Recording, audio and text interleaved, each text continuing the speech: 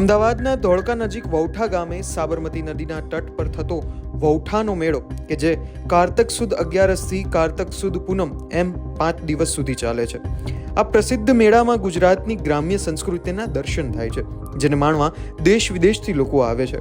આ મેળો ગધેડાના વેપારને કારણે પણ ખૂબ પ્રખ્યાત છે. ગામે ગામથી લોકો અહીં ગધેડાનો વેપાર કરવા વૌઠાના મેળામાં આવતા હોય છે. સૌરાષ્ટ્ર, કાઠિયાવાડ, ઝાલાવાડ અને રાજસ્થાનની પણ ગધેડાના માલિકો અને વેપારીઓ મોટી સંખ્યામાં ગધેડાના ખરીદ વેચાણ માટે આવતા હોય છે. ત્યારે વૌઠાના મેળાને લઈને ગ્રામ પંચાયત દ્વારા લોટોની હરાજી પણ કરવામાં આવી રહી છે.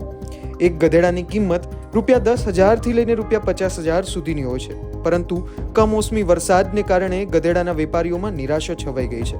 વરસાદને કારણે ખરીદદારો મેળામાં ન પહોંચી શકવાને કારણે વેપારીઓની ચિંતા વધી છે કે તેમના ગધેડા તથા માલ ઢોર એમના એમ પડી રહેશે તેવું તેમનું કહેવું પણ છે. તથા ઘણા વેપારીઓ પોતાના માલ ઢોર લઈને પાછા પણ જઈ રહ્યા છે. ત્યારે વૌઠાના મેળામાં પશુઓના ખરીદ વેચાણની પરંપરા ચાલુ રહે તેવી વેપારીઓ અને આયોજકોને આશા છે.